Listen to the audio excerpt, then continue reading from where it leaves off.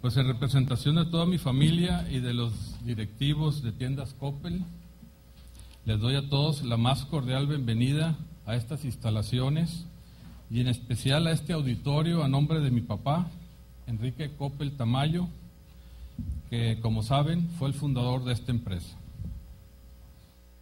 Quiero agradecer sinceramente la presencia del gobernador de Sinaloa, Mario López Valdés, de algunos de sus principales funcionarios que nos acompañan, del señor obispo que estaba por llegar, que no lo veo por aquí, del presidente municipal de Culiacán, Aarón Rivas, de los diputados federales y locales que pudieron asistir, del rector de la Universidad Autónoma de Sinaloa, Víctor Antonio Corrales, y de los rectores y académicos presentes de otras universidades. Les doy también la bienvenida al presidente del Supremo Tribunal de Justicia del Estado, Enrique Insunza, y también quiero agradecer la presencia de empresarios y de todas las personalidades aquí reunidas que generan opinión a través de los medios de comunicación, de organismos empresariales y de sus propias empresas y áreas de influencia. También nos acompaña mi mamá, así como mis hermanas, hermanos, cuñados, esposa, hijos, en fin, pues bienvenidos todos, y como se imaginarán, estamos muy contentos por la presencia de todos ustedes y por la visita en estas tierras del ingeniero, historiador y director de la revista Letras Libres, Enrique Krause. Les quiero informar que esta conferencia también se va a celebrar en el puerto de Mazatlán mañana a la 1:00 p.m.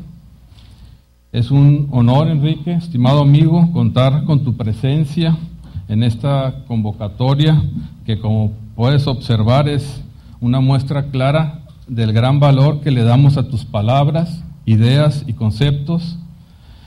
Fue fácil reunir a todos, hubo mucho interés y gusto por asistir.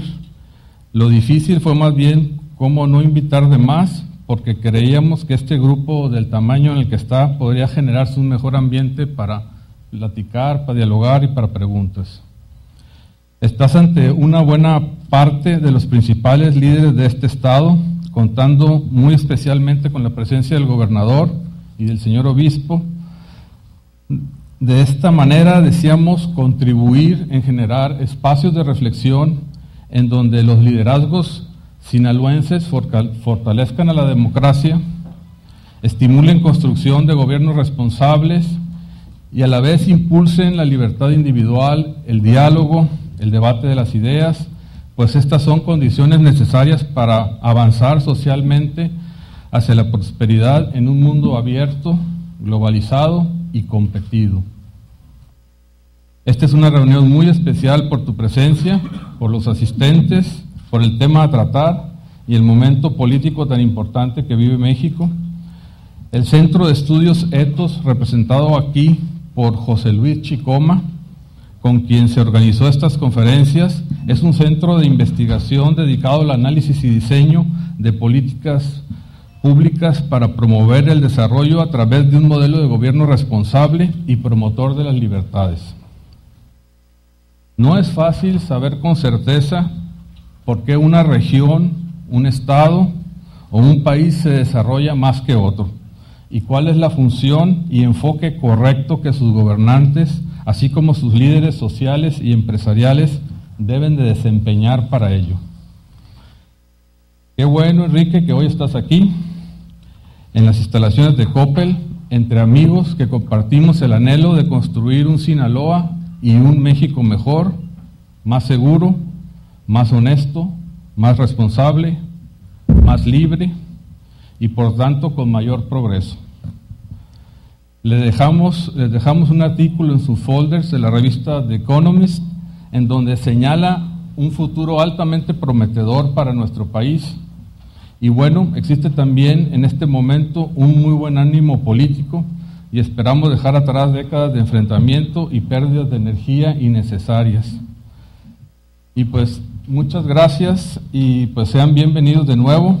Le paso la voz al doctor José Luis Chicoma, quien nos dirá algunas palabras sobre Enrique Krause, y también les pedimos que pues apaguen sus BlackBerry, sus celulares y todo, para poder aprovechar mejor esta conferencia y no distraer a los demás.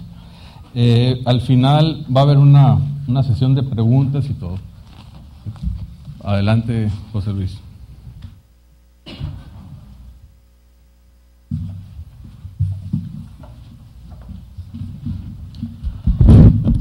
Muchas gracias, licenciado Agustín Coppel, ingeniero Enrique Krause, gobernador Mario López, dignas autoridades.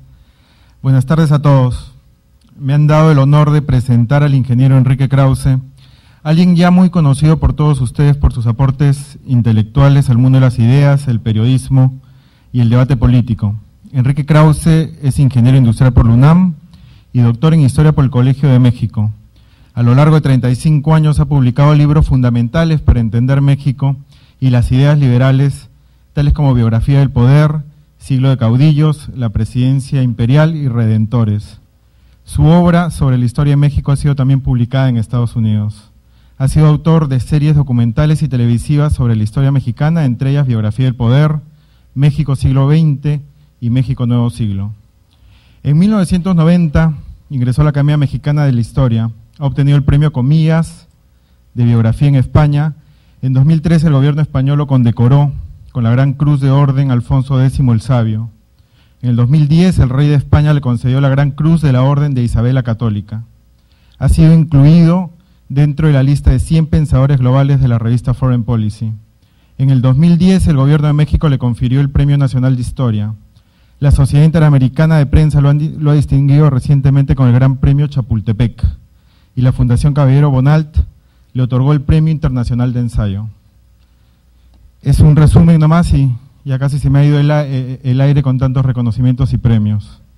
Con todos estos aportes y reconocimientos es muy fácil pasar a ocupar un lugar importante en la historia. Sin embargo, todavía ni he mencionado el periodismo, tema sobre el que me quiero concentrar unos minutos más para entender la importancia de Enrique Krause en la difusión de las ideas. Particularmente soy un amante del periodismo, del bueno, de ese que nos hace reflexionar sobre nuestra sociedad e instituciones más allá de la inmediatez y rapidez de la coyuntura, de la confusa coyuntura. Soy un admirador del trabajo del New York Times, de The New Republic, The New Review of Books, entre otras publicaciones importantes. Me gustan sus renombrados columnistas, profundas críticas, completos perfiles y balanceados reportajes locales y mundiales. Con una cobertura amplia y curiosidad integral, estos medios permiten entender los sistemas políticos y económicos, la evolución de la sociedad y nuestra naturaleza humana. Casualmente, para estas publicaciones que he mencionado, solo por mencionar algunas, valga la redundancia, el ingeniero Krause ha escrito artículos, opiniones y críticas. Y toda su vida ha estado ligada a este mundo, desde la legendaria revista Vuelta, donde fue subeditor y subdirector, hasta la reconocida Letras Libres, creada, desarrollada y dirigida por él. Ha estado activamente involucrado en la difusión, debate y promoción de ideas que cambien la sociedad, reflexionando sobre la historia y el mundo. En estos tiempos de saturación gratuita de información de baja calidad en Internet y redes sociales, ese rol es uno de los más importantes para los intelectuales. En América Latina, con un público poco lector, en el periodismo lastimosamente está teniendo éxito un modelo en el que priman noticias insólitas, llamativas y de la farándula. Las columnas de opinión no se leen, las fotos de temas irrelevantes ocupan el lugar de textos y la minúscula cobertura internacional recoge sin procesar noticias de agencias, lo cual no nos permite entender nuestro lugar en el mundo. Siempre han existido tabloides y revistas chatarra con estas prácticas, sin embargo en estos tiempos este modelo se ha extendido.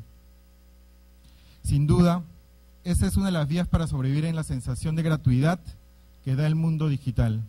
Adaptarse a lectores distraídos o menos educados que demanden espectáculos, inmediatez y menos análisis e investigación.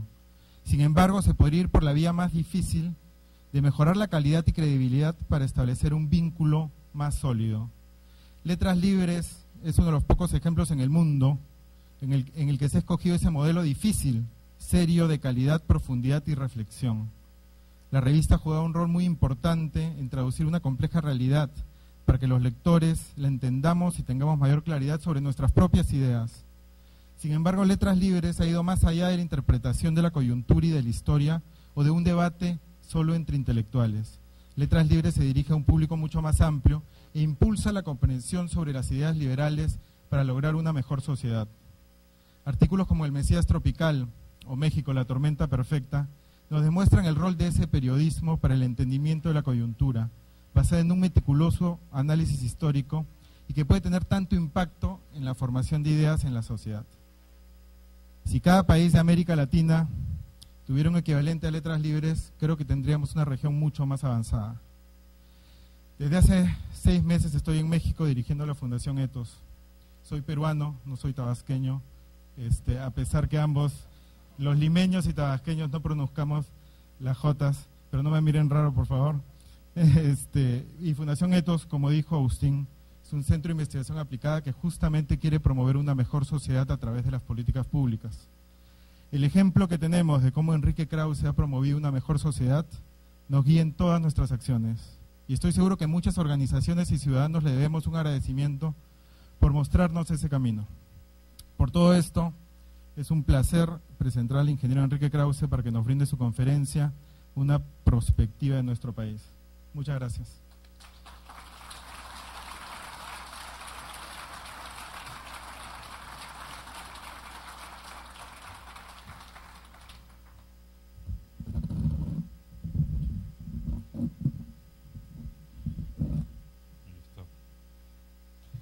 Está vivo esto.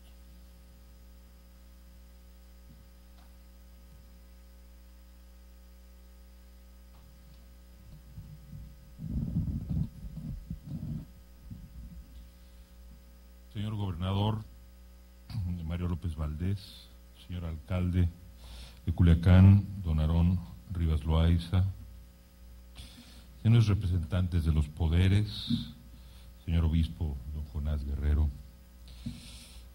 señores rectores, señor representante del Supremo Tribunal de Justicia,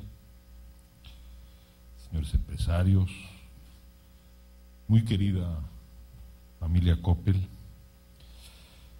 Agustín e Isabel. Me ha pasado esto 3 o 4 veces en la vida.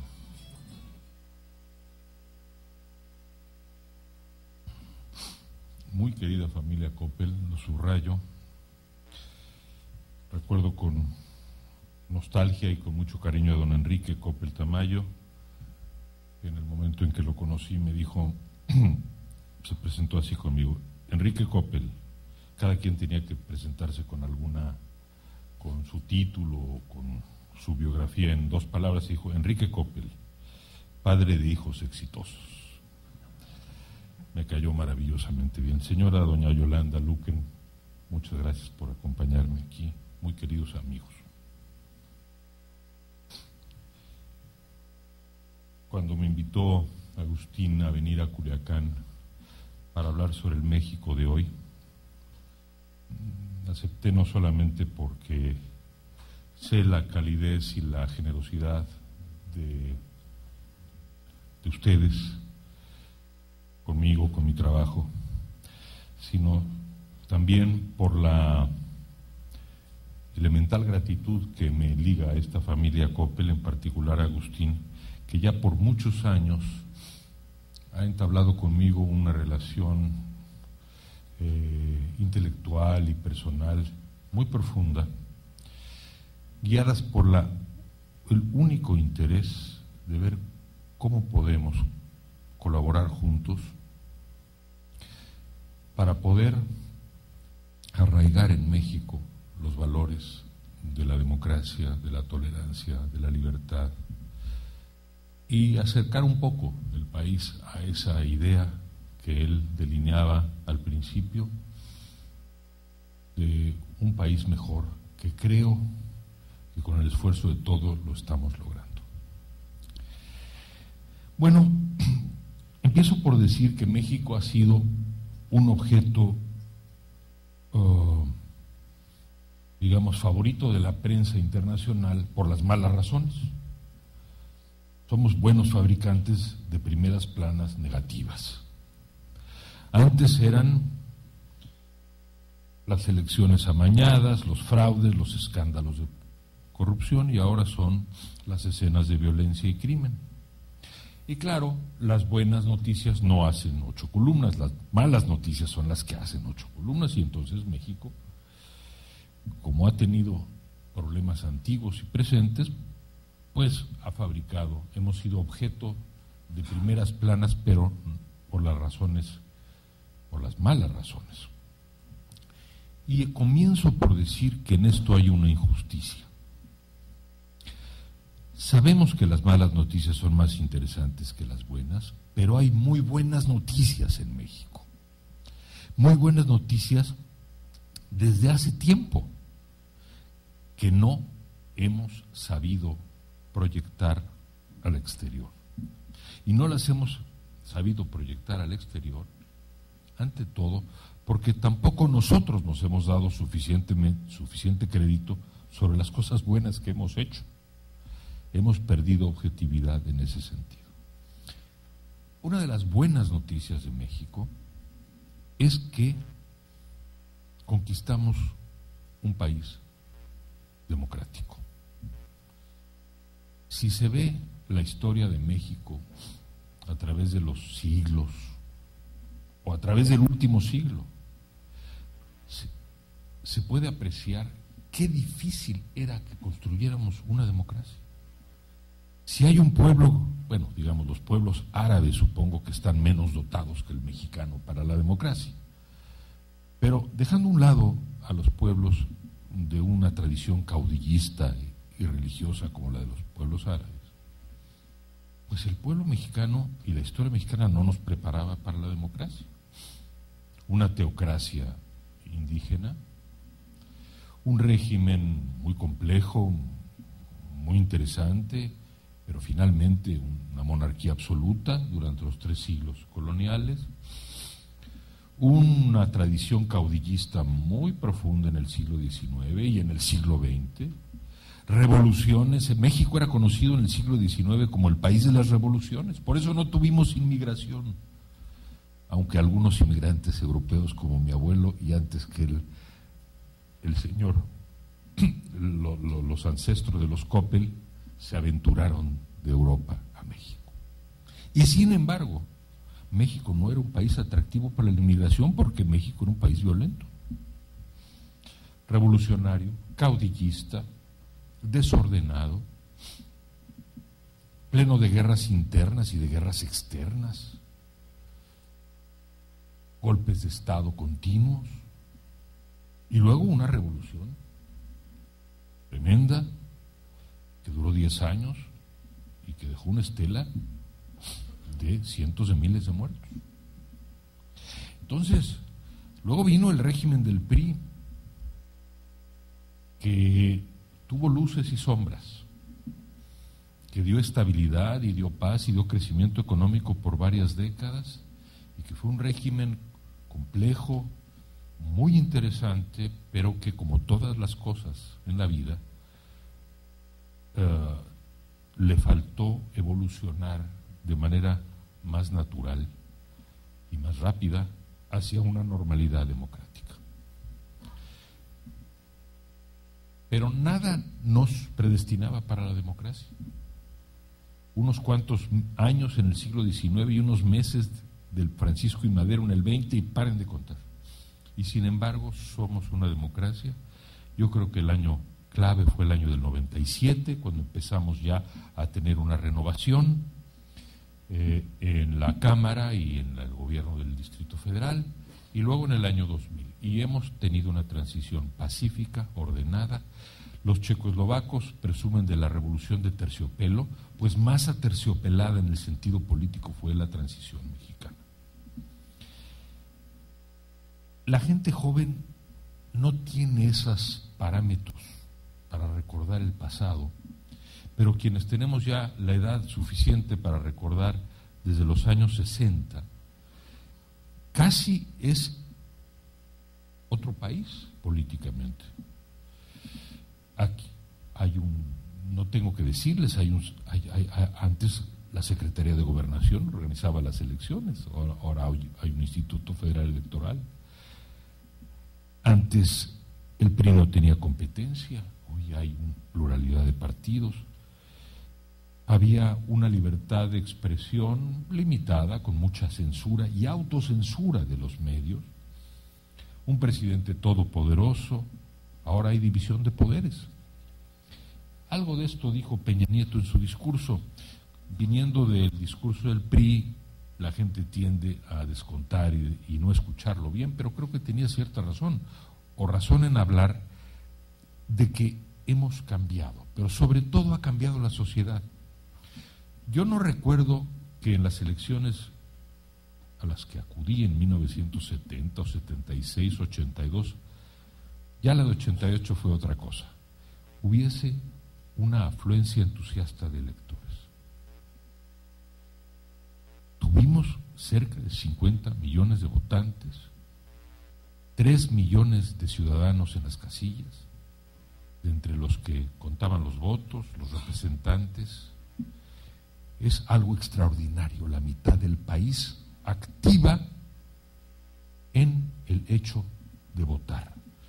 Perdón, pero esto no se había visto en México nunca. Y si nos acordamos que todavía en 1952 se rociaba de balas en la Ciudad de México a los panistas o a los opositores que se les ocurría votar por un partido que no fuera el del PRI, me refiero a una violencia específicamente política, que no es la que tenemos ahora. Bueno, hemos hecho grandes avances. ¿Y quién tiene que, para que nos den crédito en el exterior, pues primero démonos crédito nosotros mismos, ¿verdad?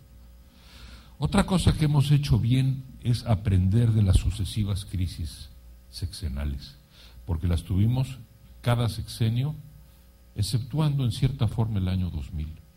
Quienes tienen la edad suficiente, recuerden la crisis del 68, la del 76, la del 82, la del 88, la del 94, ya no les digo la del 2006, ¿verdad? Que eso sí se acuerda todo el mundo, ¿no? Bueno, parece que cada 6 años, como con una puntualidad de calendario azteca, teníamos que tener una crisis, y una crisis a veces gravísima. En el año 2006 el presidente estuvo a punto de no tomar posesión. Salimos de esas crisis, yo diría que más experimentados, más sabios. No hemos tenido movimientos guerrilleros de fondo, porque el movimiento zapatista fue un movimiento extraño, guerrillero, pero muy sui generis. Tenemos la reserva, todo lo que ustedes conocen, las reservas sin precedente, control de la inflación, un déficit controlado también, todas las medidas macroeconómicas están alineadas. Como dice el survey, el largo ensayo de The Economist, que yo vengo leyendo desde los años 80, y puedo decirles que jamás, nunca le habían dedicado a México le han dedicado varios ensayos, pero un ensayo tan alentador, tan positivo como este. Recuerdo un corresponsal de The Economist que me dijo en el año 85, cuando México se vuelva, me dijo varias cosas, me dijo que cuando México se vuelva democrático va a ser un país aburrido. Bueno, ahí se equivocó, se ha vuelto un país democrático, pero de aburrido nunca vamos a ser. Y también me dijo una frase que siempre recuerdo. México, lo escribió, México es un país muy querido, muy querible y muy querido, pero no admirado. Ahora tenemos la posibilidad de volvernos un país admirado, reconocido, no solo querido. Entonces, démonos crédito por la transición democrática que hemos hecho en una generación. Ustedes, nosotros hicimos esa transición democrática. Se construyó desde los años 80, desde antes, pero de los años 80, y créanme ustedes que cuando en la revista Vuelta nosotros con Octavio Paz escribíamos ensayos sobre la democracia era una palabra que nadie utilizaba en México. La democracia no era el paradigma de México. El paradigma era el PRI, y en la izquierda era la revolución. La izquierda lo que quería era la revolución, como en Centroamérica, como en El Salvador, como en Nicaragua, como la revolución. O el PRI. Y solo unos cuantos pensábamos que había que dar inicio en México a una democracia sin adjetivos. Es decir, partidos, votaciones, libertades, el régimen que estamos construyendo. Entonces, primera premisa, démonos crédito por la democracia y démonos crédito también por lo que hemos construido de experiencia, de sabiduría, vamos a decir, en el manejo macroeconómico del país. Y quiero agregar entre las cosas nuevas de México, que en México ahora hay un federalismo en donde los estados cuentan, los gobernadores son gobernadores, los presidentes municipales son presidentes municipales, porque esto no ocurría en el México de mis tiempos.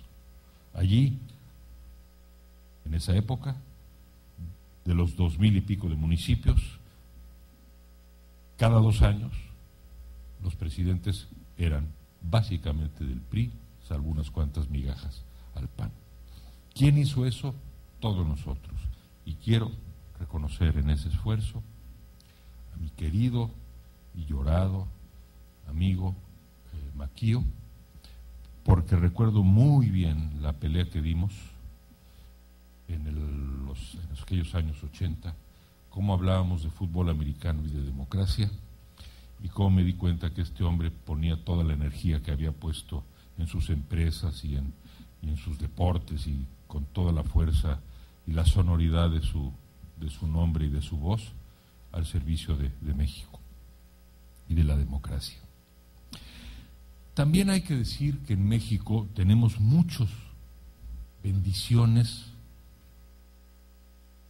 que, como el aire, no las apreciamos porque las tenemos, pero que es importante que nos demos cuenta que las tenemos. Por ejemplo, México no es un país de intolerancia religiosa, y eso es algo extraordinario. Por favor, volteen ustedes al mundo y vean lo que ocurre en el este, en el lejano oriente, en el cercano oriente, lo que ocurrió, las guerras todavía increíbles, guerras religiosas, lo que está ocurriendo ahora mismo con la guerra contra el terror, todas las tensiones religiosas que de manera sorprendente han aparecido en el siglo XXI, reaparecido en el siglo XXI. Nosotros en México no tenemos esos problemas. Aquí hay una convivencia entre la religión católica, sin duda alguna la religión central, esencial del mexicano, y otras creencias y otras profesiones. Tampoco tenemos, aunque hay algunos lugares en donde sí lo hay, particular, tensiones raciales o étnicas. Hay discriminación, ha habido discriminación contra el indígena, pero esa discriminación no se ha traducido en persecución y menos en exterminio. Las tensiones que por motivos raciales han existido en Guatemala o en Bolivia, en alguna medida las tensiones que hasta hace poco, hasta hace unos años, eran perceptibles en el Perú. En México no las hemos tenido porque México es una sociedad mestiza. Es tan mestiza que nadie en México dice, mira, ahí va un mestizo. Pues claro que nadie dice eso, pues todos son mestizos, ¿no? O casi todos. Esa es una gran bendición de México. Es una bendición hecha a través de los siglos.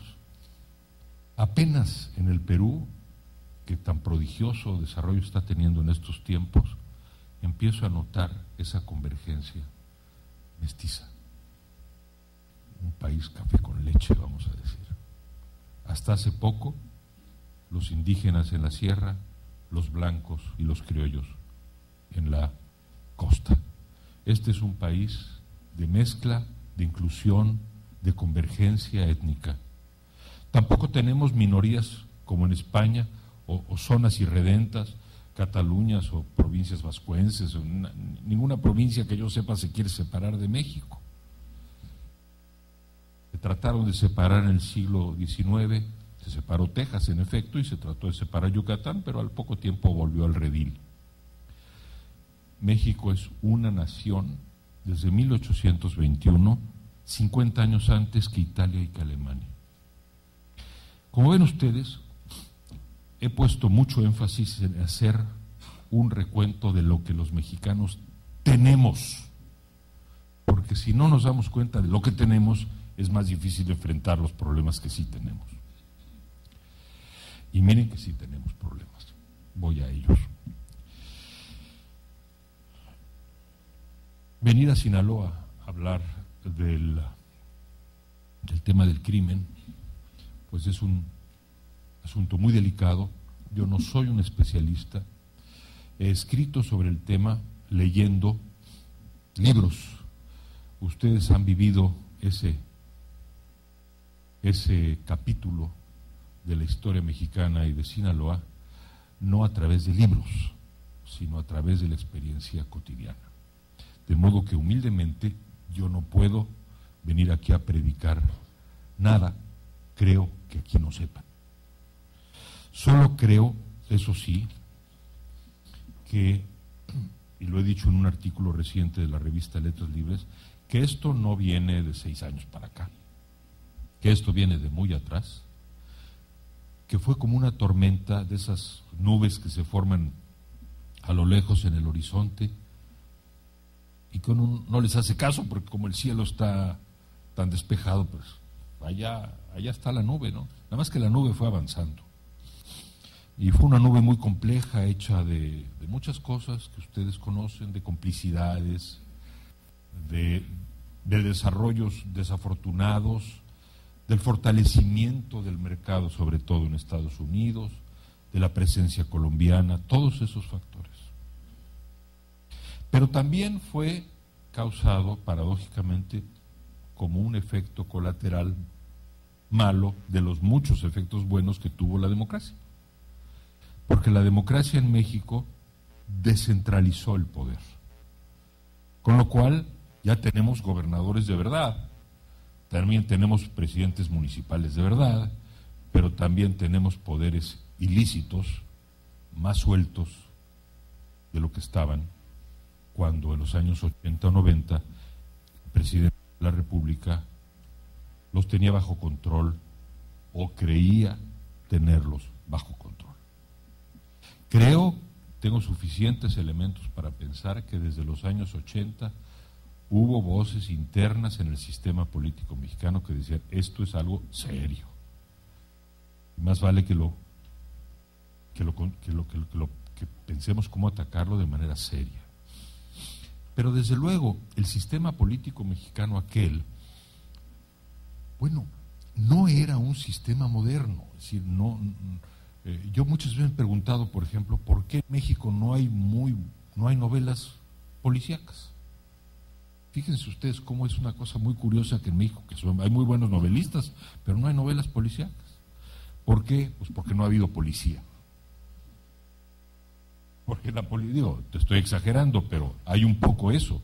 Es decir, la idea de un Eliot Ness o de una Agatha Christie, etcétera, de un personaje dedicado dentro del marco de la ley. Lo que ha habido es hombres muy valientes dentro del sistema en los 80s, en los 70s, que luchaban desde el poder contra el poder de lo ilícito y de los criminales. Pero estamos teniendo que construir una policía profesional, un sistema jurídico mucho mejor y tantas cosas que hacen falta para que tengamos un país con auténtico Estado de Derecho. Yo creo que yo no tengo soluciones mágicas en este tema ni en ningún otro. Sé que necesitamos atacarlo de muchas formas, con mucha paciencia, sin prisa, pero sin pausa. Combate al lavado de dinero, las cárceles seguras. ¿De qué sirve tener todo muy bien, pero que las cárceles sean porosas o inseguras? Necesitamos un mejor sistema judicial, una fuerza policíaca moderna. Creo que va a ser necesaria un cambio de política diplomática con respecto a Estados Unidos. Lo que ha habido no ha sido eficaz. He leído en New York Times un artículo de un de un reportero que estuvo muchos años, un escritor y reportero que estuvo muchos años en México, que se llama Alan Riding. Recuerdan ustedes que escribió un libro muy famoso que se llamó Vecinos Distantes. Bueno, Alan Riding lo que está diciendo básicamente es la causa y el motor de estos problemas es Estados Unidos. Es el consumo de los Estados Unidos y las armas que llegan de Estados Unidos. Lo sabemos muy bien en México. Pero ¿cómo podemos hacer que a los Estados Unidos esto les interese como un problema de prioridad cuando en el debate entre Romney y Obama no se le dedicó a México ni una mención? ¿Qué hay que hacer para colocar el tema mexicano en la agenda de Estados Unidos? Bueno, de nuevo, yo no soy un diplomático de carrera ni un especialista. Lo único que sé es que no podemos seguir siendo los niños buenos de la película, siempre suaves, siempre dóciles. Muchas gracias, señor Obama, por darnos 15 minutos de su tiempo, ¿verdad? Y le estaremos eternamente agradecidos y nos volvemos a ver dentro de 3 años, ¿no? No es posible. Algo tiene que hacer. Espero que el embajador de México en Estados Unidos, que la Secretaría de Relaciones Exteriores, hay algo de mayor fuerza y agresividad que hay que hacer en el nivel federal o en el nivel local o en el nivel estatal. El hecho es que cada vez que un actor de cine o de televisión famoso en Estados Unidos utiliza drogas y en las revistas del corazón aparece como algo muy chistoso, en México por ese consumo de ese señor, llámese Charlie Sheen o Lindsay Lohan o como se llame, aquí en México mueren mexicanos. Pero lo más importante sobre este tema que quiero decir, ya que ya estamos hablando de los problemas, es que necesitamos recuperar el ánimo o nunca perder el ánimo. Aquí es como el tema de las guerrillas. Cuando en El Salvador estaba la guerrilla, recuerdan ustedes, algunos de ustedes en los años 80, la guerrilla salvadoreña lo que hacía era tomar una población, aunque a los 3 días la desalojara. Pero el chiste era producir la noticia, la guerrilla cayó tal ciudad, con lo cual lograba su cometido fundamental, que era desanimar a la gente. Ya cayó la ciudad esta, ya cayó este pueblo, ya cayó, no vamos a poder con ellos, nos van a ganar. Aunque a los 3 días los desalojó el ejército. Hubo un momento en donde, como en una apuesta, los guerrilleros dijeron, vamos a tomar la capital. Y claro, no la tomaron, y fue un fiasco absoluto, y luego terminaron incluso suicidándose algunos de ellos. Y a los pocos años, en México, tuvieron la gran cumbre en donde Salvador transitó a la democracia. Y ahora algunos guerrilleros son hasta profesores en las escuelas de Oxford en Inglaterra. Créanme ustedes eso, porque es lo que ocurre. La clave fue no desanimarse. Dirán ustedes, hombre, es una cosa difícil en las zonas en donde hay mayor incidencia del problema y del crimen. Bueno, yo creo que es simplemente, quiero decir que es un tema central, porque la derrota en estos casos es la derrota del desánimo. Ese es el objetivo, desanimar.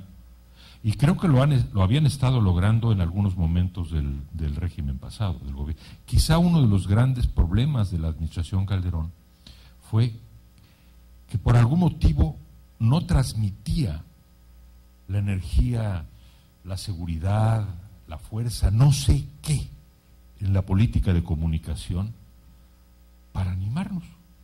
Y de pronto ahora estamos más o menos animados, ¿no? Porque este ánimo se siente, está medido. El 60% de la gente dice que cree que México tiene un futuro optimista, y México tiene todas las razones para construir un país mucho mejor en los próximos años. Pero no podemos desanimarnos. Y ahí sí hay que ser sabios y ver el espejo de la historia y darnos cuenta de que el país pasó por pruebas infinitamente peores. La revolución costó 1 millón de muertos y las guerras que hay en el mundo cuestan muchísimo más. Esto es terrible lo que hemos vivido, pero tenemos que enfrentarlo con muchas armas, con muchas políticas, con muchas tácticas, con muchas estrategias, pero nunca perdiendo el ánimo. Desde luego necesitamos crecer económicamente. Si creciera el país económicamente, es un axioma de sentido común. Si crecemos económicamente, pues el atractivo para los jóvenes de engrosar las filas del crimen va a ser menor. Creo que es sentido común, ¿no? Y ya habló Enrique Peña Nieto de todas las reformas menos una, porque no mencionó la reforma del petróleo energética. Pero en fin, mencionó muchas importantes, mencionó la educación, por ejemplo, mencionó el tema de los monopolios. Hace falta una reforma energética porque es indudable que es la señal que hay que mandar para que se pueda traer una inversión que de veras sí va a provocar un brinco en la producción nacional, en el crecimiento nacional. Y faltan muchas otras cosas de las que podemos hablar cuando entablemos un diálogo: el tema de los monopolios públicos y privados, la reforma fiscal, profundizar la reforma laboral, que aunque fue sustancial, no lo fue tanto, faltan muchas cosas, sobre todo en el tema de los sindicatos. Y hay un tema que nunca se le da importancia y que quiero que ustedes tomen muy buena nota de él, que es el tema de que hablamos mucho de macroeconomía, pero nunca hablamos de microeconomía. Yo siempre les digo a los amigos de mis hijos, cuando me hablan de las teorías económicas, les digo, bueno, tú vas a cualquier pueblo de México y ¿qué ves? Pues lo primero que ves son pequeñísimas empresas. Este es un país de pequeñas empresas, de microempresas. El señor de la tienda y el de los helados y el que va en el carrito a vender jícamas, ¿qué son esos señores? En la jerga de los economistas son los informales, los horribles informales. Yo los veo como microempresarios absolutamente incomprendidos. Microempresarios. ¿Quién les presta a esos microempresarios? ¿Quién atiende? ¿Quién tiene ideas para esos microempresarios? Todo el mundo habla del empleo, pero nadie habla del autoempleo. Y Gabriel Said, que es el mayor teórico de este tema en México, desde los años 70,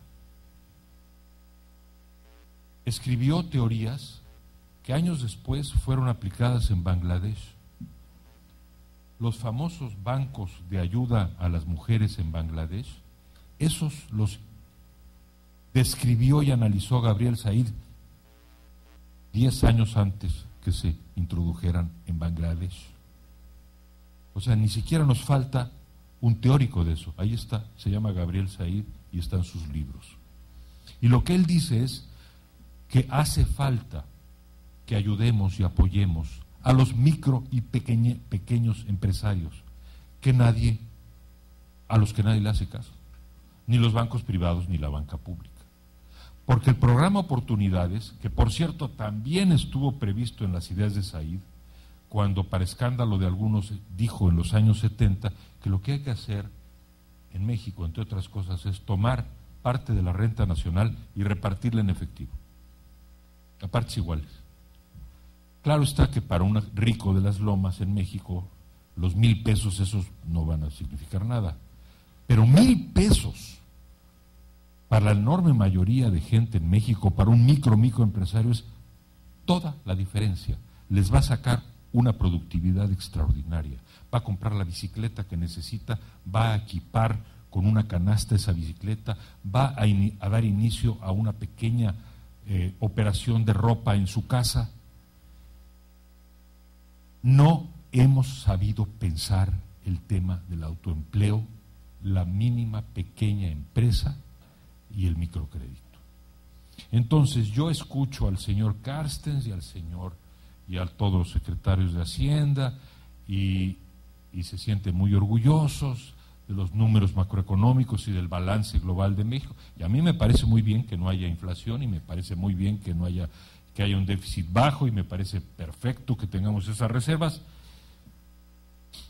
Pero francamente, los gerentes económicos públicos de México no tienen ideas para ayudar de manera eficaz a la gente pobre. La única idea que se ha ocurrido en los últimos años es lo que fue oportunidades, que antes tuvo otros nombres, y que habría que ampliar, focalizar y perfeccionar mucho más, porque además las instituciones privadas que se han dedicado al microcrédito han descubierto que pueden prestar a tasas muy altas y que el porcentaje de la gente que paga es cerca del 97%, contra la palabra. Entonces,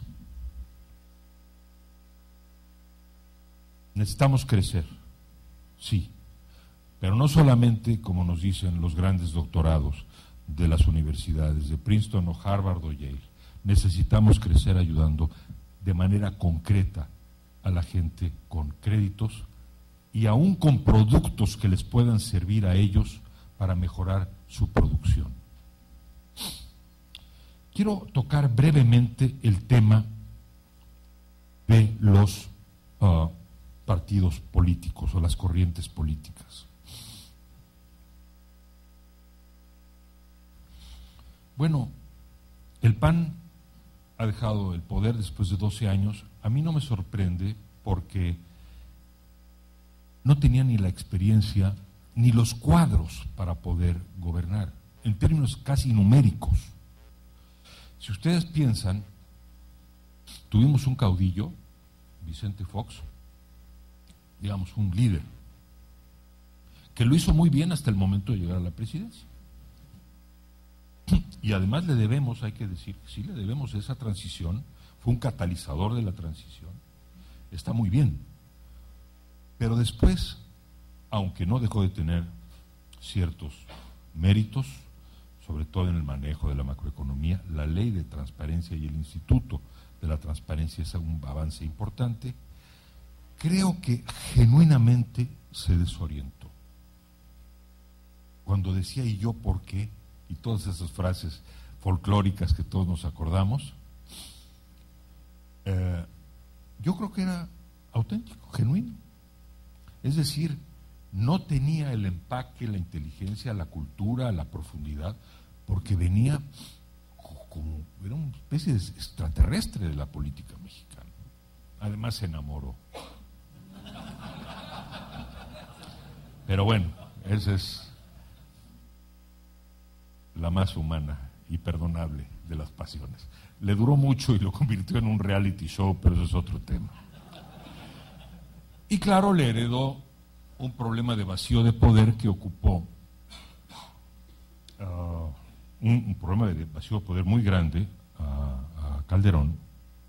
Y cuando en política se crean vacíos de poder, los vacíos no duran, los vacíos se llenan. Y lo llenó un caudillo populista que es López Obrador. Quiero decir con toda claridad, y lo dije aquí en Sinaloa en 2006 y lo fui a decir por muchos lugares del país, que yo creo que si él hubiese ganado, México sería hoy algo similar, algo entre una especie de combinación entre Venezuela y Argentina. Y nos hubiese costado 2 generaciones salir de ese problema. Y voy a explicar por qué. Nunca hemos tenido un régimen populista en México. Nunca. Por populismo entiendo un caudillo, un líder, que tiene hipnotizada a una parte muy amplia de la sociedad, que hace exactamente lo que él quiere, que desde luego toma este aparatito en el radio, en la televisión, en la plaza pública, en el Zócalo, y no lo suelta 6 años. Contra eso, ninguna sociedad, ninguna democracia puede. No pudo Italia, no pudo Argentina, no pudo Cuba, no puede Venezuela, no hubiéramos podido nosotros. El poder absoluto en manos de una persona con micrófono y con un fanatismo ideológico es letal, mata a las sociedades. Es muy difícil que una democracia se levante de eso. Ese es el peligro que tuvimos. ¿Y no les parece a ustedes que amerita que tengamos un cierto alivio y hasta una cierta satisfacción en que vencimos ese peligro 2 veces por la vía de los votos? A mí sí me da orgullo. Cada quien puso lo que tenía que poner y yo creo que el liderazgo mesiánico, porque esto es lo que era, es tan peligroso y me quedé tan impresionado con ese peligro, con ese riesgo, que pasé un año estudiando la Venezuela de Chávez. Me fui a Caracas varias veces y escribí un libro que le llamé El poder y el delirio. Y lo que más me impresionó de Venezuela no solamente es, dejen ustedes el despilfarro económico, porque el señor, claro, usa, hombre, López Portillo frente a Chávez es un contador ortodoxo y avaro. No, son 800,000 millones de dólares que han pasado por ahí. Olviden ustedes el desastre económico. Olvídense también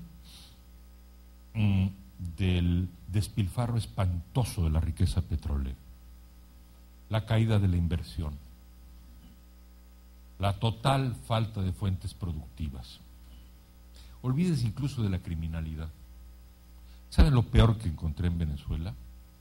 La discordia de la familia venezolana, el odio en las familias, y ver en la propia televisión venezolana al presidente y a sus corifeos llamando al odio.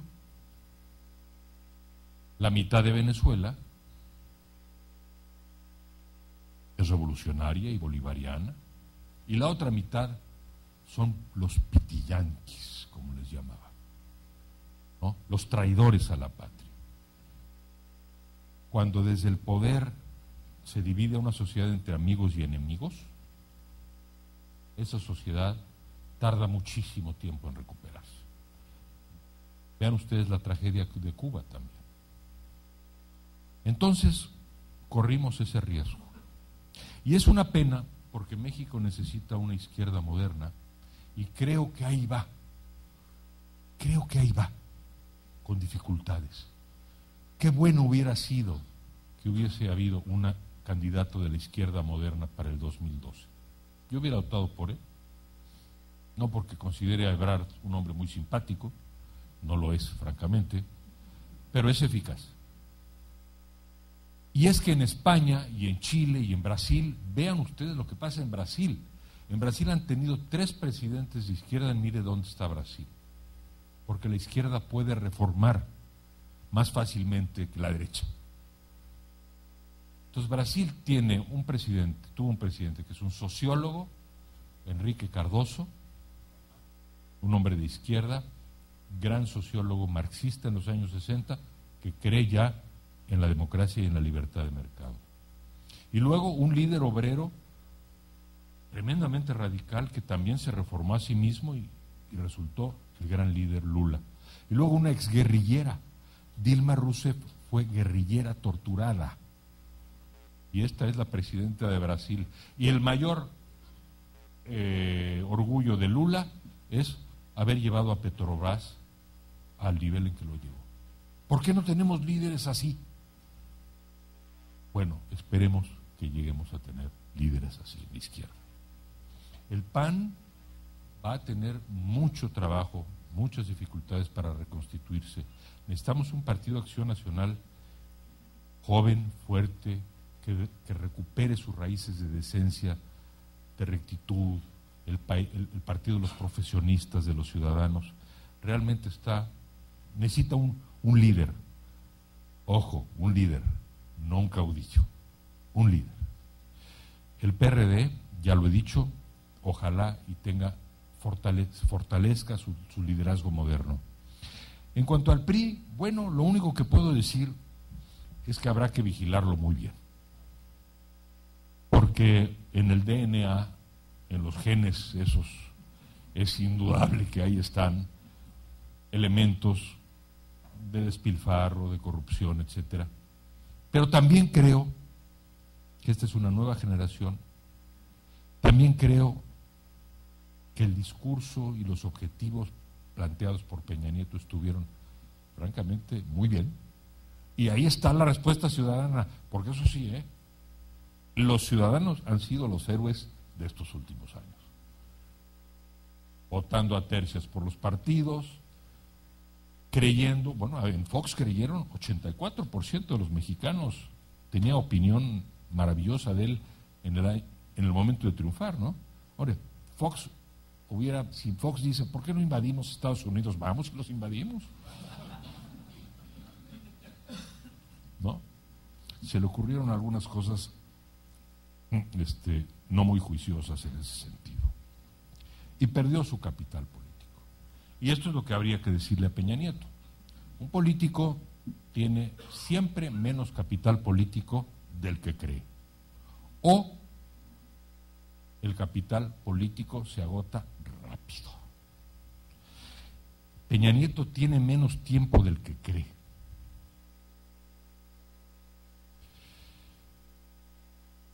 En la política, el capital se pierde pronto, la oportunidad se pierde pronto, y cuando despierta el político, pues ya pasaron 2 años y ya está ahí en las elecciones intermedias y ya se reacomodó las fuerzas y además obra otro elemento que nunca podemos en la vida personal ni en la vida política despreciar, que es el elemento del azar. Y es una soberbia pensar que el azar no existe, ¿no? No, el azar, de alguna manera, humildemente hay que aceptar que el azar gobierna nuestra vida. Pero tampoco podemos estar esperando en cada momento a ver cuándo viene el terremoto. Tenemos que hacer como si el azar fuera indulgente con nosotros. Pero tomar en cuenta de que el tiempo cuenta y que hay que actuar. Por eso yo sí espero que este impulso, este momentum que tenemos en México ahora, realmente no se pierda esto, porque se perdió varias veces. Se perdió en la época de Fox. Calderón no tuvo ni un minuto de tiempo de esto, porque Calderón entró en una presidencia pues casi lleno de candados, ¿verdad? Muy limitada, muy acotada.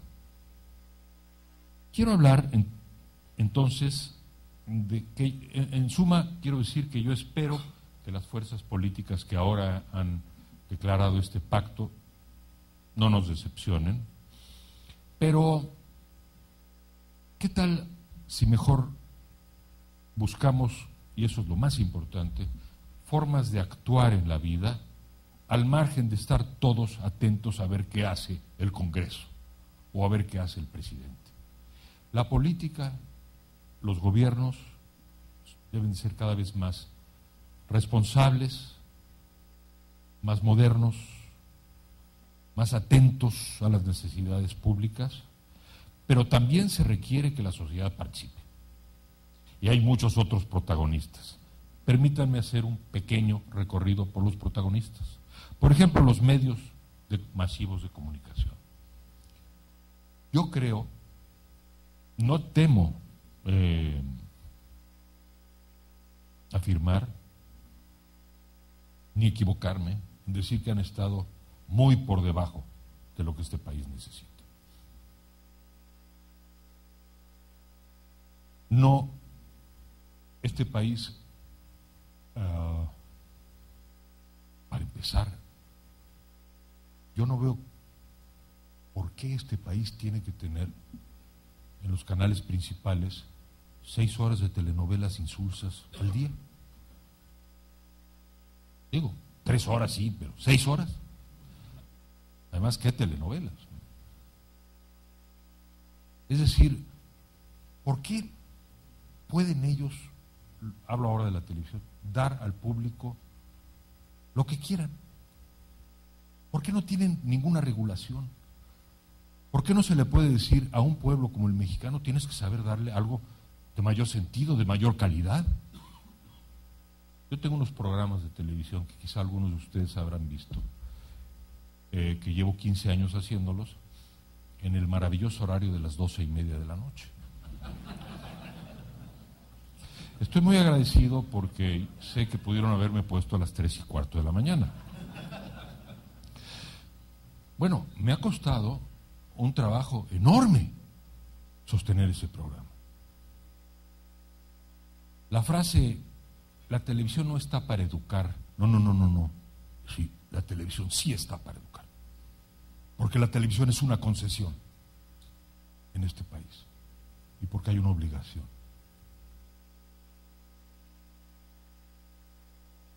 Es algo muy importante y allí los medios han fallado. ¿Por qué? Porque son muy poderosos. ¿Por qué? Porque ningún gobierno ha puesto un límite, aunque ahora parece ser que en efecto va a haber más.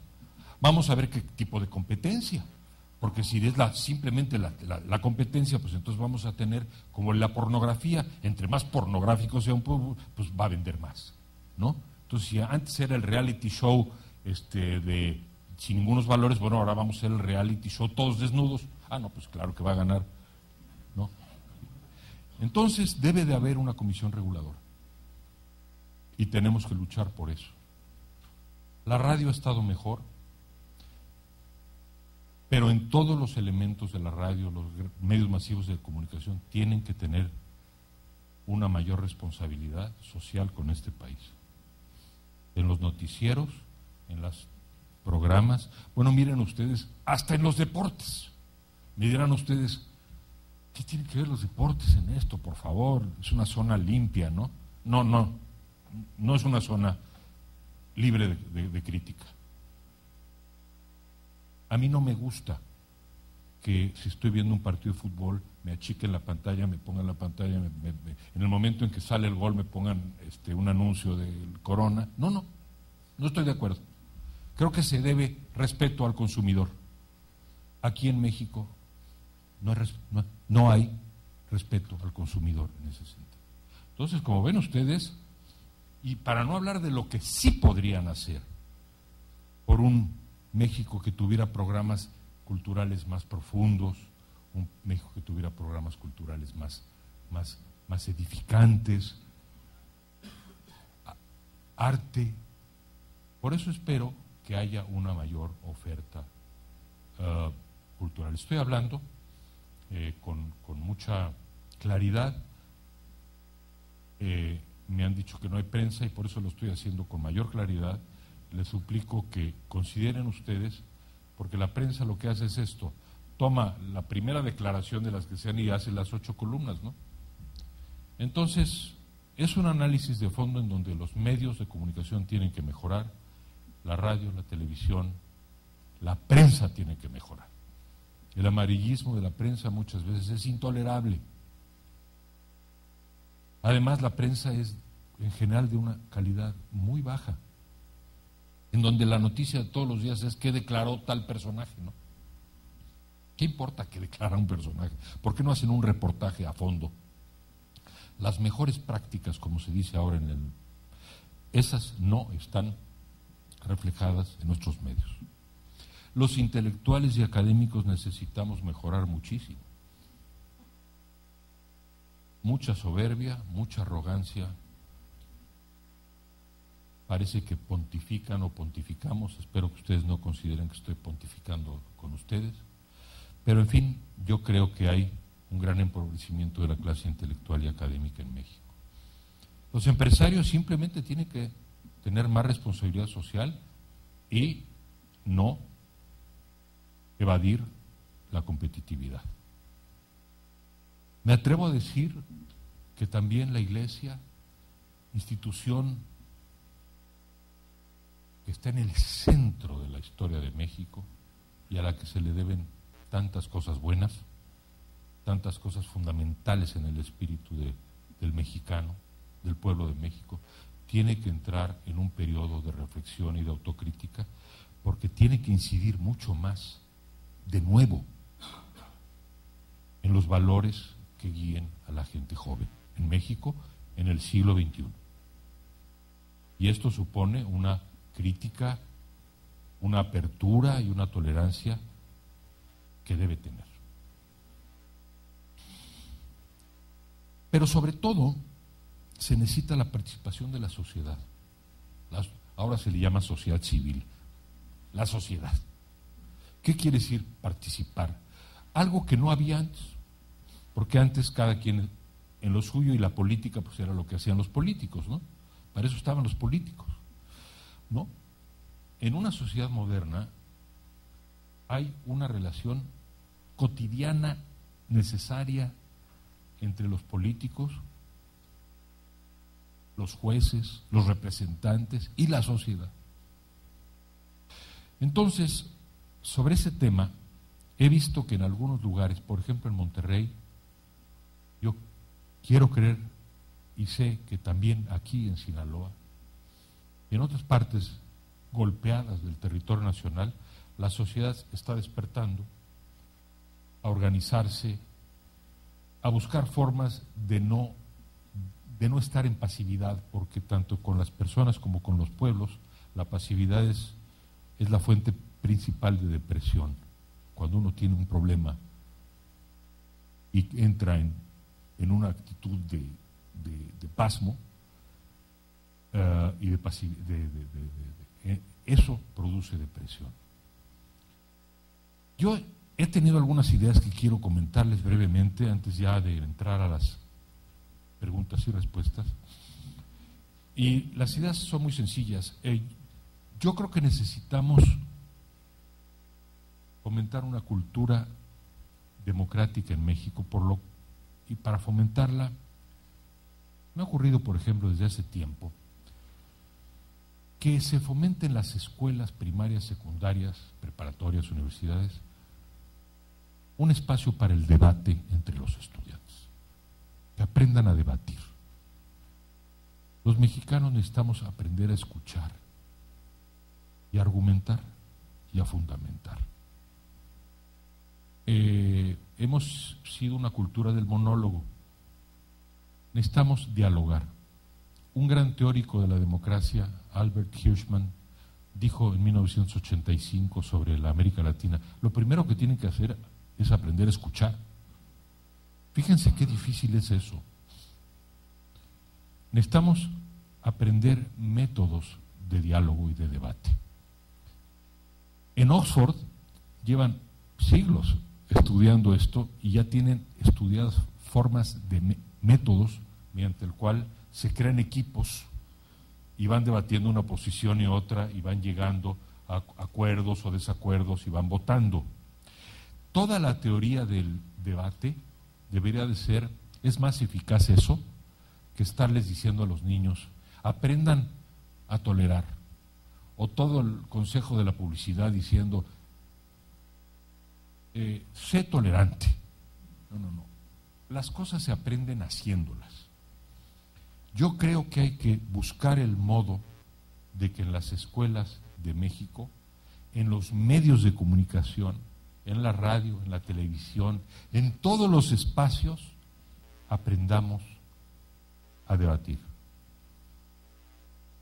En la escuela, en la España medieval, debatían cuestiones teológicas cristianos, musulmanes y judíos. Debatían con tolerancia. Y la palabra clave es la palabra tolerancia. ¿Cómo la usamos en México? ya no tolero a mi marido. Quiere decir, si pudiera lo mato, ¿no? Pero bueno, tengo que aguantarlo. La palabra tolerar es una especie de sinónimo de aguantar, soportar. No, la palabra tolerancia es muy hermosa palabra. Quiere decir esto: es muy difícil que los humanos pensemos igual. Y además sería muy aburrido. Es natural que tengamos ideas distintas, divergencias, es lo más natural. Podemos creer de manera similar, pero tener ideas y variaciones distintas. La intolerancia lleva al odio, que envenena primero al que lo siente. La tolerancia no diría yo que lleva al amor, porque entonces van ustedes a pensar que ya estoy convirtiéndome en la república amorosa que duró tan poco. No, yo nunca creí en la república amorosa ni en el amoroso, pero sí creo que se puede hacer una república tolerante. Que quiere decir, yo escucho tus razones, yo escucho tú las mías. Si no nos ponemos de acuerdo, no saco el cuchillo para eliminarte, ni tú tampoco. Hay espacio para discutir. En México, cada vez que podemos hablar y tolerar, el país ha avanzado. Cada vez que hemos considerado que hay una verdad única, el país llega a un callejón sin salida. En suma, mi mensaje básico es: estamos históricamente visto, yo no soy bueno ni debo profetizar, porque un historiador solamente puede voltear hacia el pasado, al futuro. ¿Quién puede decir que está enfrente?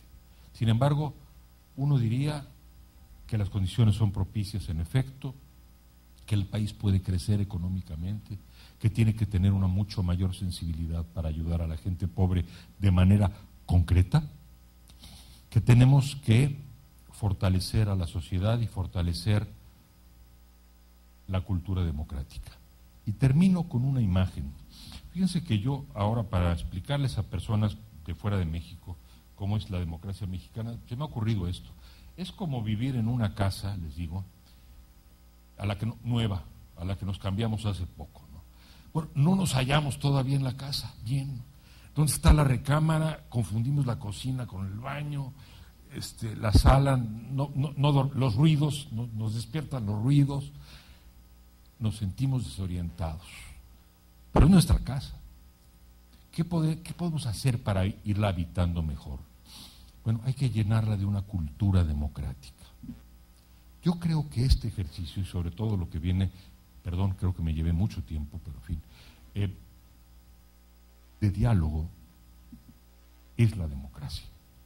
Si podemos hacer que los niños y los jóvenes aprendan a oír, si los medios además de promover su propio interés económico, y también las empresas ayudan a construir una cultura libre y una cultura democrática, bueno, vamos construyendo así poco a poco y nos vamos a sorprender, porque yo creo que esa educación espiritual, esa es la que nos va a convertir en un país moderno. Muchas gracias y quedo a su disposición para la sesión de preguntas, a la que pido, eso sí, estar sentado, porque ya fue mucho tiempo. A propósito, bueno, primero darle las gracias que estuvo aquí con nosotros.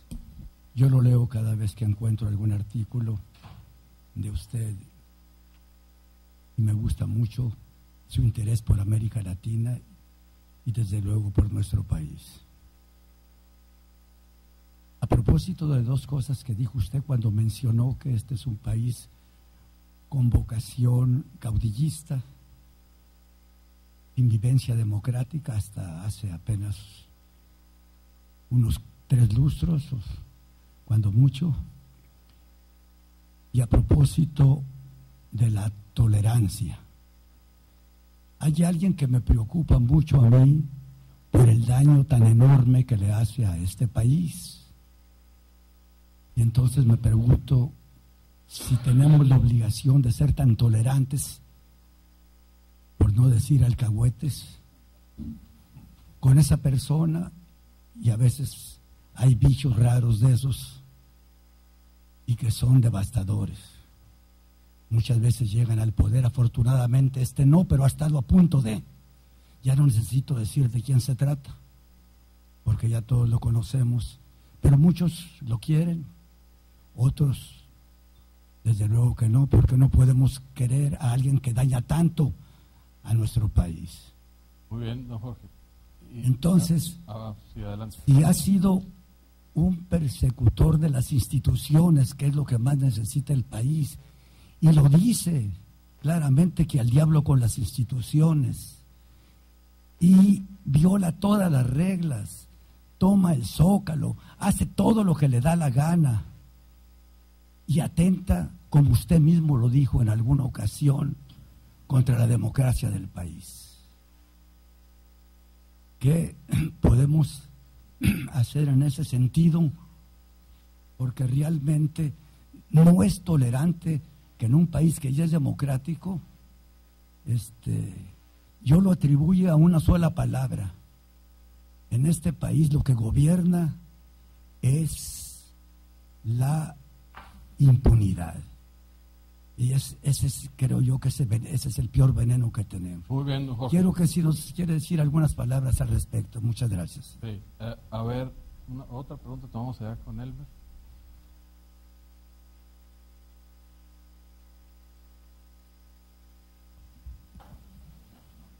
Gracias por la charla, es muy interesante, pero nada más quería informarle que sí hay novela policíaca en este país. Al menos yo he escrito 3. Y bueno, es cuestión que usted revise las listas de las editoriales y va a encontrar al menos una decena de escritores jóvenes que estaban pugnando por impulsar este género, que en efecto es nuevo, no creo que no tiene 60 años, pero que sí hay. Muy bien. A ver, ¿quién otro estaba levantando la mano por ahí? A ver, por favor. Aldo. Pues igual, encantados de tenerlo por acá, Enrique, y muchísimas gracias a la familia Coppel. Una pregunta muy particular que tiene que ver con las anticipaciones que tenemos con respecto o en relación con las posibilidades de efectivamente ser razonablemente optimistas en lo que se refiere a la perspectiva para nuestro país. El tema de la Secretaría de Gobernación y de la incorporación como subsecretaría del área de seguridad pública que está proponiendo el presidente Peña Nieto, y lo pregunto rapidísimo porque durante la campaña no fueron pocas las voces que insistieron en que la seguridad pública era un asunto que debería tener una relativa autonomía y debía ser tratado con una especificidad, con un grado de autonomía técnica requerida para hacernos cargo del asunto. Usted decía en su escrito publicado en un número anterior de Letras Libres, La Tormenta Perfecta, que estamos frente a una violencia singular, con una viscosidad, con un espesor muy particular y muy distinta de la que tuvimos en otros ciclos históricos, digamos, ¿no? Se trata de una violencia delincuencial, dispersa, difusa, pero al mismo tiempo que entraña un gran riesgo para el futuro de este país porque está permeando todos los poros de la vida social. Ya no se puede combatir desde una perspectiva centralista como ocurrió, por ejemplo, después del triunfo de la Revolución Mexicana. Entonces, ¿qué tendríamos que pensar de este planteamiento del presidente Peña Nieto, y qué avisora usted en caso de que efectivamente se apruebe por parte del legislativo? Si gusta de una vez.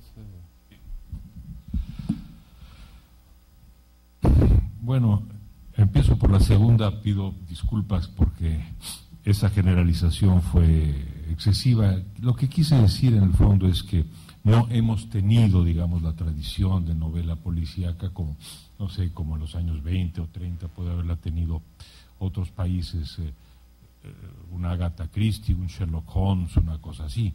Pero respeto mucho el género y me parece una buena señal de los tiempos el que, como usted me dice, existan cada vez más gente en esta corriente y gente joven y no tan joven, en fin, que estén que estén imaginando a esos personajes centrales en la prevención y en la procuración y en de lo que es la justicia y la prevención del delito, que son los policías. Yo recuerdo cómo en los años 50, cuando era niño, pues todos vimos la película de Pedro Infante de A Toda Máquina y nos parecía simpatiquísimo el personaje de él y Luis Aguilar, y luego cada 22 de noviembre, si no recuerdo mal la fecha, al pie de los gendarmes, de los tamarindos, como les llamábamos, la gente ponía, les daba regalos, porque la gente confiaba en su autoridad. Y en México tenemos que volver a sentir eso, confiar en nuestro policía.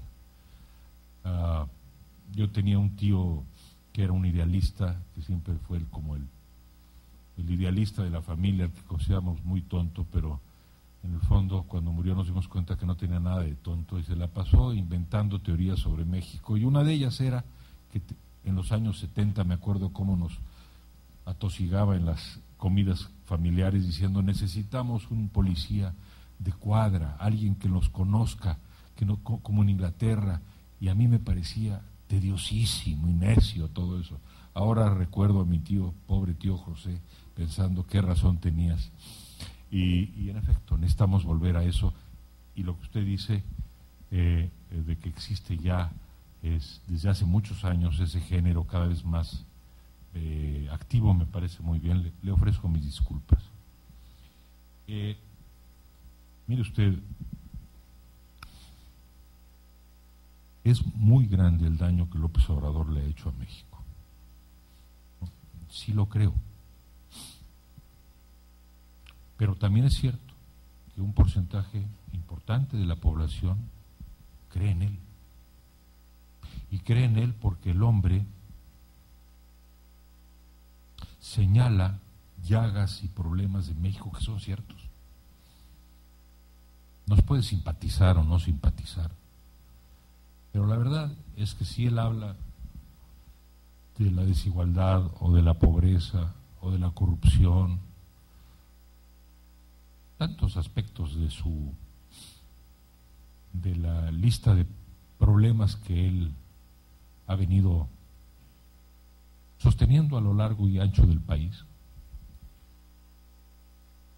Digamos que en su relación de la problemática de México, yo creo que en algunos casos tiene razón, y que la gente tiene ganas de creer, porque son 15 millones de personas las que votaron por él, no fueron 130,000. Representa una fuerza real y una fuerza que hay que respetar, más ahora que ha decidido formar su propio partido, porque no se fue a la sierra, hizo lo que Lázaro Cárdenas, lo que Cuauhtémoc Cárdenas, una elección que perdió. Él no acepta haber perdido, yo creo que la perdió, es más, yo creo que perdió esta y que perdió la otra.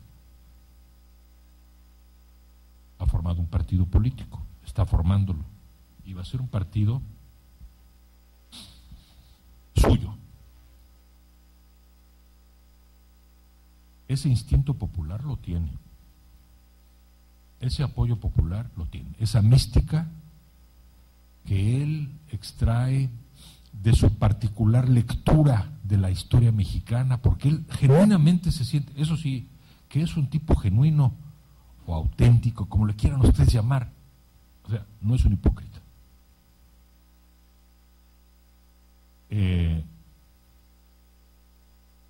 Esa mística social la tiene. Y la gente cree en él, y él se ve a sí mismo como un continuador de Hidalgo y de Morelos y de Zapata y de Juárez, como la encarnación de todos ellos. Yo creo que no lo es. Yo creo que Juárez no pensaba así y que los liberales de la Reforma no pensaban así. Y yo creo que su idea de sí mismo es mitológica y mesiánica. Es más, le llamé el Mesías tropical, frase que no le gustó demasiado. Pero yo no me estaba burlando de él. Yo lo estaba describiendo y analizando como un hombre venido de Tabasco, con la formación que tiene, con la biografía que tiene, con los antecedentes que tiene. Y es un líder, ¿qué le vamos a hacer? Mi respuesta es, indudablemente sí tenemos que ser tolerantes, absolutamente tolerantes, mientras actúe en el marco de la ley. Ha dicho que mandaría al diablo a las instituciones, pero no las mandó, puesto que está formando un partido político. El modo de enfrentar el liderazgo de López Obrador es con razones y con la razón. Si alguna vez él decide que quiere, por ejemplo, debatir conmigo, digamos que se prestara a eso, digamos que dijera, yo quiero que ese señor esté conmigo en un programa de radio, quiero debatir con él. Yo estaría encantado de debatir con él, me prepararía muy bien y trataría de explicar por qué muchas de las ideas que tiene sobre México están equivocadas. Incluso sus ideas históricas yo creo que están equivocadas. Y sus datos están mal y su concepción de lo que es la economía está mal. Y trataría de hacer algo mucho más difícil, dificilísimo, que es convencerlo de por qué un liderazgo mesiánico es muy peligroso para un país, porque no fomenta la autonomía de las personas, sino que centra todo en la creencia en un hombre idolizado, divinizado. No creo que lo convencería, pero esa es la única forma. Hay que ir construyendo la sociedad democrática en México, que los medios, los intelectuales, los escritores, los empresarios, todos vayamos a construyendo un país tolerante. Por cierto, que yo creo que lo que hemos avanzado en México va por un camino opuesto. Y le diría a usted otra cosa para animarlo un poco. Yo siento que tanto Venezuela como Cuba finalmente van a desembocar en sociedades plenamente democráticas. Cuba, que no es nada democrática, tendrá que tener esa transición. Y Venezuela, que es semidemocrática, tendrá que tenerla también. Entonces vamos a tener una América Latina democrática, en donde cada quien crea, piense, donde hay elecciones, etcétera. En una América Latina así, en un contexto así, un liderazgo mesiánico como ese, populista puro, va a ser más difícil. Pero yo quiero decir que siendo un crítico muy convencido del liderazgo y de la doctrina de López Obrador, creo que la única forma de tratar con él es mediante la mayor y más absoluta tolerancia democrática. En cuanto al tema de la seguridad pública y la Secretaría de Gobernación, quiero decir que creo que es como un intento de volver a un diseño más centralizado del poder, bajo la idea de que México pues tiene esa tradición fuerte, de gobierno fuerte, ¿no? Con Porfirio Díaz lo tuvo, con el general Calles y el PRI lo tuvo, volvamos a tener con toda franqueza, lo que desde mi posición de un simple estudioso muy superficial del tema, porque los expertos, repito, son ustedes, yo creo que la salida de esto es sobre todo local, estatal y local. que cada lugar, con apoyo del centro, con apoyo fiscal del centro, con apoyo de una buena policía federal y hasta donde se necesite el ejército y la marina, pero la idea de que todo venga del centro me parece que está equivocada. He llegado a esa conclusión. Así era en los tiempos de los 80, donde yo creo que don Fernando Gutiérrez Barrios sí manejaba absolutamente todos los hilos. Y recuerden que Porfirio Díaz se levantaba en la mañana diciendo, ay, me duele Hermosillo, me duele Mazatlán, ¿no? Tenía en la mano todos los municipios y todos los lugares de México como si dependieran directamente de él, y ahí en el telégrafo pues los tenía todo controlados con sus jefes políticos y sus grandes gobernadores como Bernardo Reyes, y en fin, aquí también hubo grandes gobernadores. Ya no se puede. Ahora no pueden los gobernadores tener una dependencia del siento así, que ya el efecto centrífugo se dio y que yo creo que va a depender mucho de cada estado. Y quiero creer que eso es bueno, porque eso es responsabilizar a las sociedades de abajo para arriba y no esperar otra vez a que venga de arriba el maná hacia abajo, ¿verdad? Bueno, ¿alguna otra pregunta? A ver. Alguna dama, porque si no, no hay democracia. A ver. Me desanimo y pienso que... A ver, tú, por favor, pásenle el micrófono.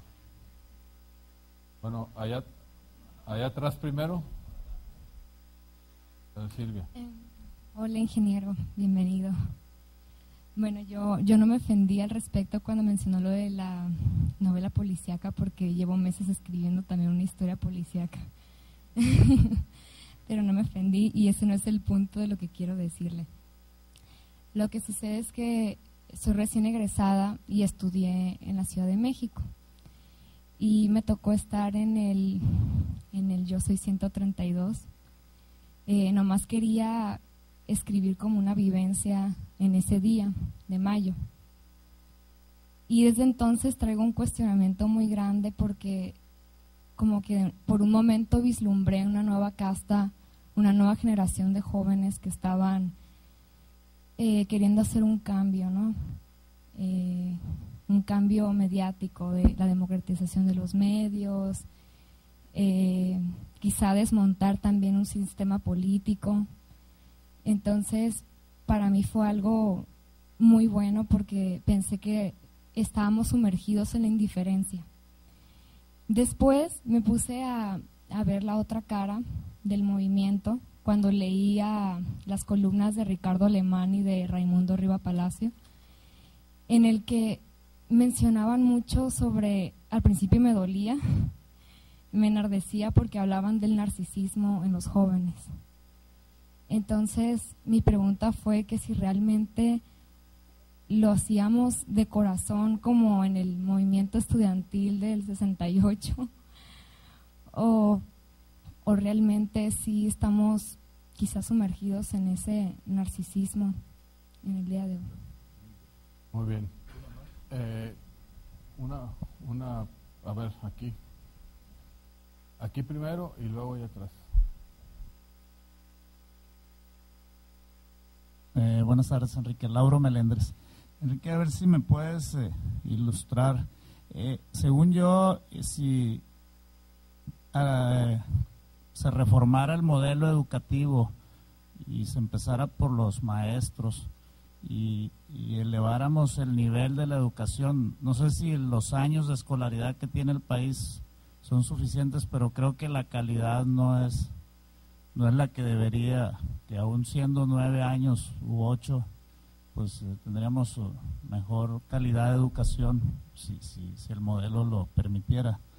Y yo no sé si eso influye pues en que los ciudadanos no haya suficientes ciudadanos pues con la capacidad de debatir, de interactuar con sus gobernantes. Como que somos víctimas también los educados del miedo, ¿no? Tenemos un amigo que escribió ayer del miedo a perder el saludo, el trabajo, el negocio, privilegios, pues incluso a ser perseguido en tus negocios.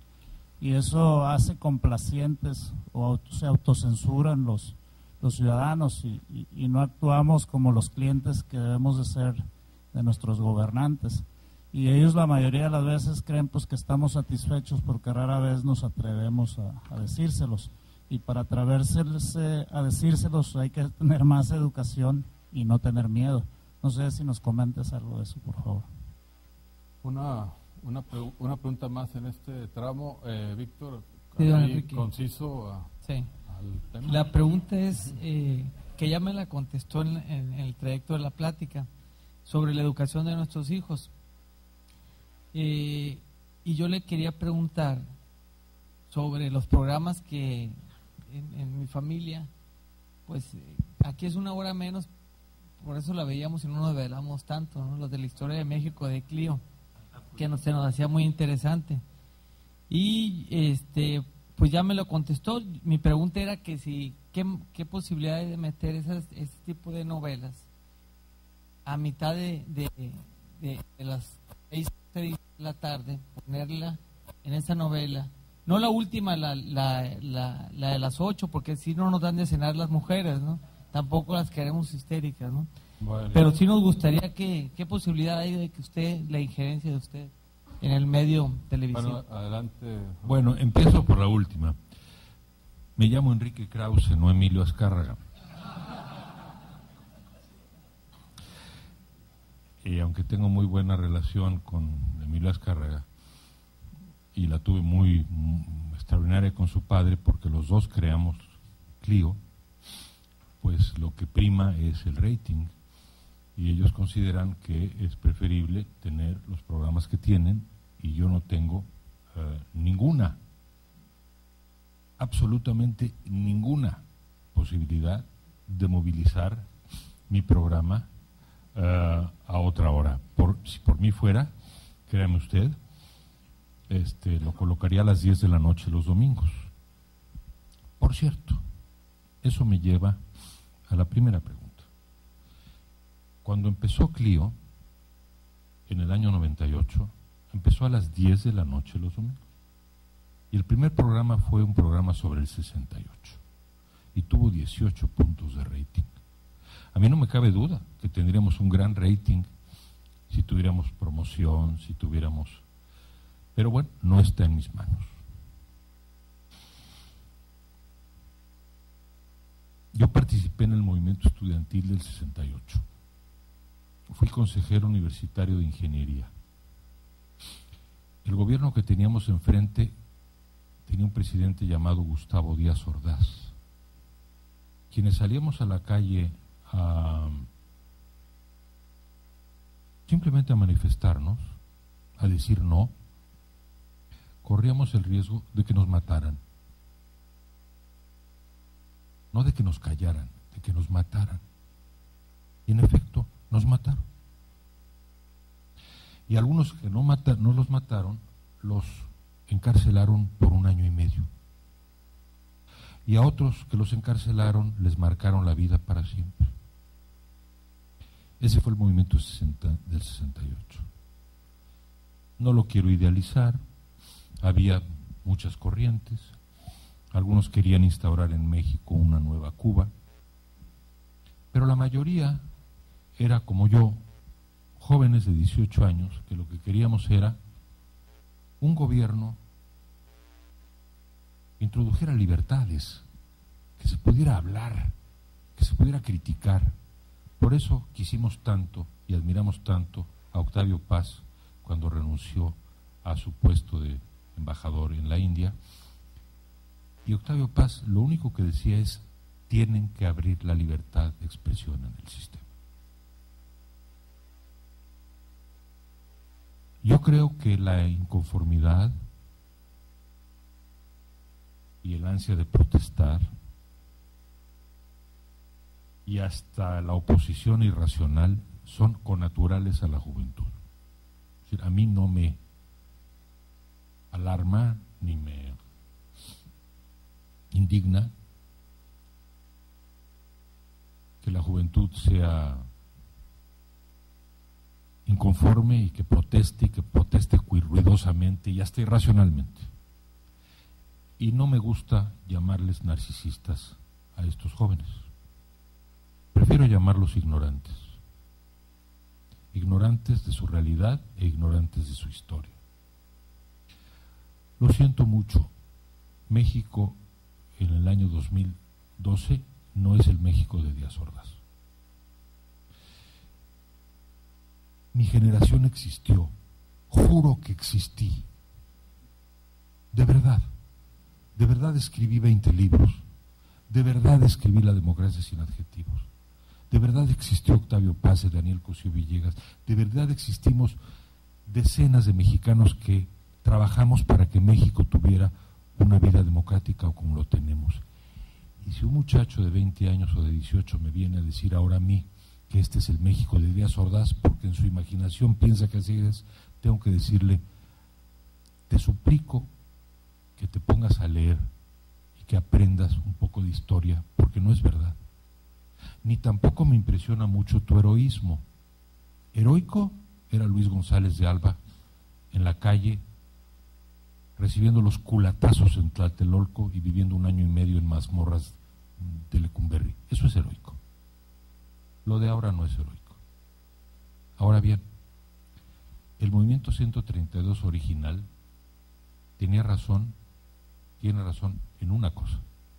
México merece mejores medios de comunicación masiva. Entonces, ¿por qué en vez de estas denuncias fáciles y de estas protestas fáciles, por qué no mejor crear, ya que va a venir muy pronto la licitación de los 2 canales, por qué en vez de organizarse para protestar de manera más o menos fácil, por qué no organizarse para crear una opción de televisión ellos mismos? ¿Por qué no unir una iniciativa en donde haya un canal de los jóvenes, un canal constructivo, un canal crítico e informado? Hay una frase famosa que repetía mi maestro Cosío Villegas: si los jóvenes supieran, si los viejos pudieran. Entonces yo no puedo, como cuasi viejo, no tanto, convencerlos de que no saben. No puedo. Solo la vida les va sola a enseñar. Pero la humildad es la gran virtud.